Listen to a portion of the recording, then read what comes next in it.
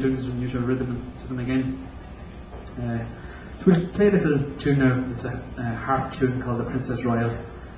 So usual take it a tune for the harp played on an accordion and a banjo. I don't know if it'll make it sound any good or not, but we'll give it a go anyway.